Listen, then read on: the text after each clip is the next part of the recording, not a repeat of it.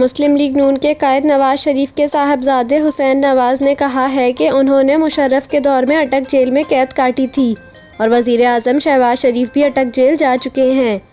हुसैन नवाज का कहना था, अप्रैल 2000 से दिसंबर 2000 तक 8 माह में अटक जेल में रहा।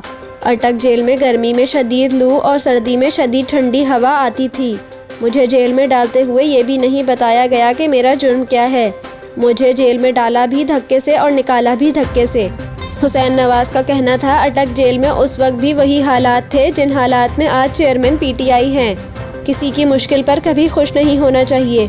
इनका कहना था, जिन दिनों में हमने वहाँ कैद काटी इन दिनों अदालत की नाम की चीज़ नहीं थी। मुशर्रफ के दौर में जिन लोगों को सज़ाएं मिलती थी वो किसी अदालत नहीं जा सकते थे। हम A या B क्लास का मुतालबा करते तो किससे करते। हमने सब्र के साथ वक्त गुजारा।